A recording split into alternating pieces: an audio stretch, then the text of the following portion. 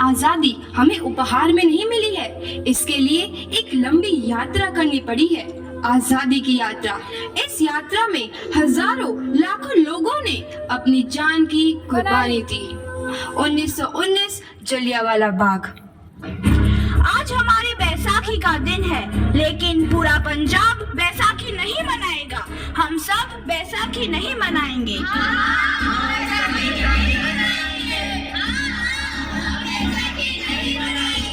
जब तक हम अंग्रेजों को भारत से बाहर नहीं निकाल देते, पूरा पंजाब बैसाखी नहीं मनाएगा। अच्छा, तो तुम सब हमारा विरोध करता है, भाग जाओ यहाँ से, इसका अंजाम बहुत ही बुरा होगा। हम नहीं जाएंगे, तुम लोग जाओगे, हमें नहीं, तुमको भारत से भागना होगा। Soldiers fire!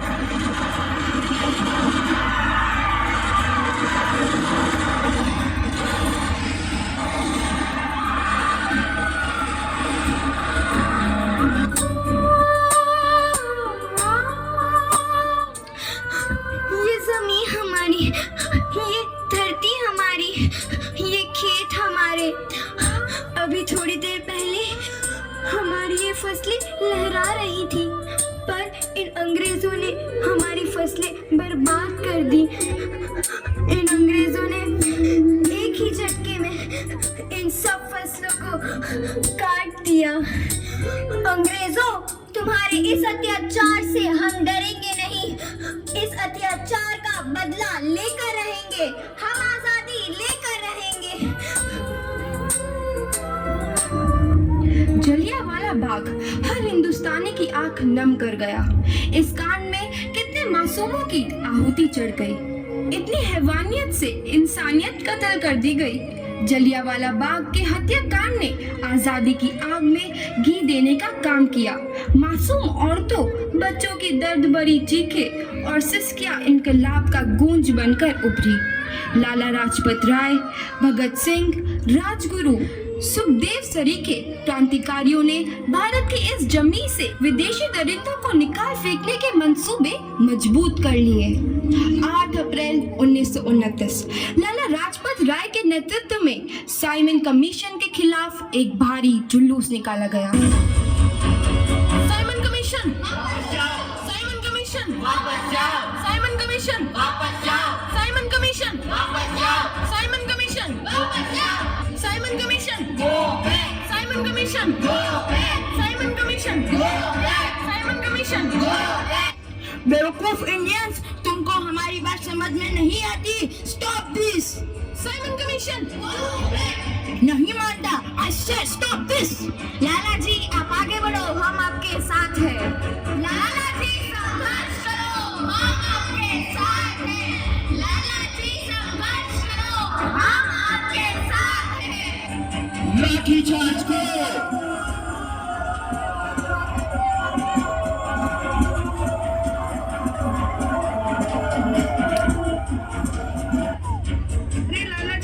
गहरी चोट लगी है, उनका सर फट गया है। मेरे शरीर में लगी एक एक लाठी अंग्रेजी सरकार के कफन में कील का काम करेगी।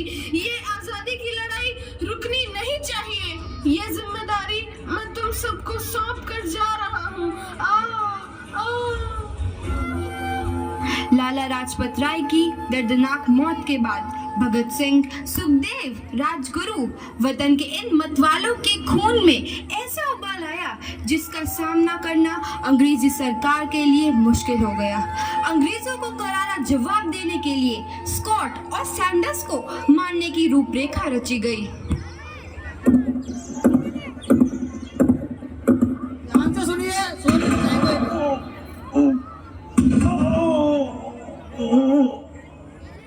सैंडर्स मारा गया। चारों तरफ तहलका मचा था। दीवारों पर लिखा था, लाला जी की मौत का बदला ले लिया गया है। भगत सिंह समेत सभी वहां से फरार हो गए। 8 अप्रैल 1929 दिल्ली में ब्रिटिश सरकार की सेंट्रल लेजिस्लेटिव असेंबली की बैठक में 2 बम धमाके की आवाज सुनाई दी।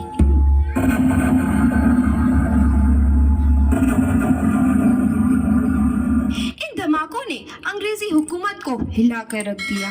इस घटना को अंजाम देने वाले भगत सिंह, राजगुरु और सुखदेव ने अपने आप को अंग्रेजों के हवाले कर दिया। 1930 को अदालत ने अपना फैसला सुनाया।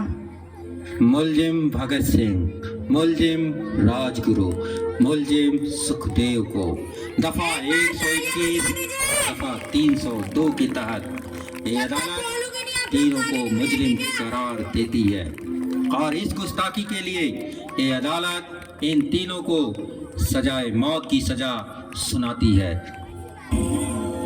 सरफरोशी की तमन्ना अब हमारे दिल में है, देखना है जोर कितना बाजुए कातिल में है।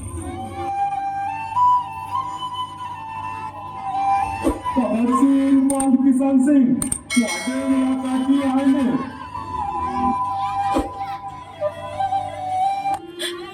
पुत्र की हाय है तेरा।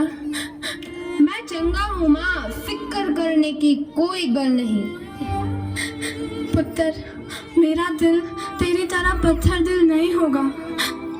तेरी ये गला सुन के मेरा कलेजा फटे जा रहा है। माँ, मेरा दिल कोई पत्थर जैसा नहीं है, एक वतन परस्त का दिल है जो मेरे देश प्रेम के जज्बे को ताकत देता है। बेटा, मेरा लाल।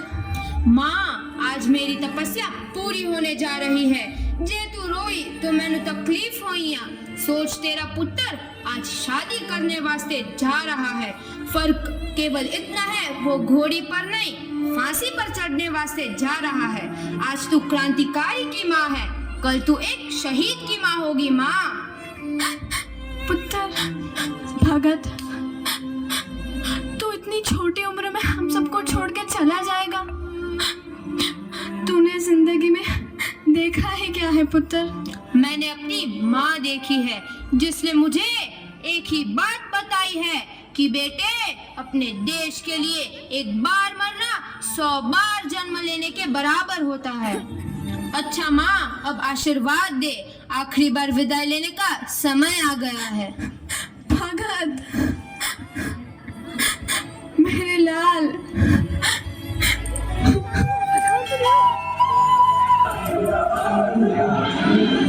भगत सिंह, तुम्हारी कोई आखिरी ख्वाहिश?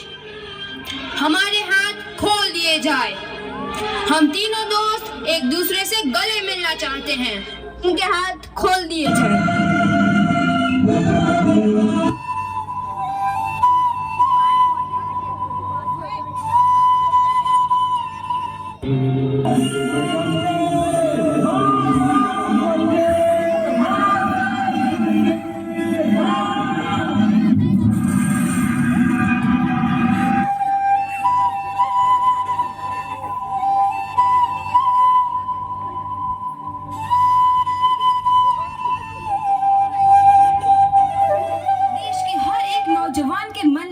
आजादी की नई उमंग हिलोरे लेने लगी। अंग्रेजों भारत छोड़ो का नारा जोर पकड़ रहा था। सबने एक आजाद भारत का सपना देखना आरंभ कर दिया था। हर कोई अपने अपने ढंग से इस महायज्ञ में अपनी आहुति दे रहा था। सुभाष चंद्र बोस, रानी लक्ष्मीबाई, तात्या टोपे और मंगल पांडे जैसे शहीदों की कुर्बानी रंग लाई। 15 अगस्त 1947 को भारत आजाद हुआ। ताली बजाइए जोरदार।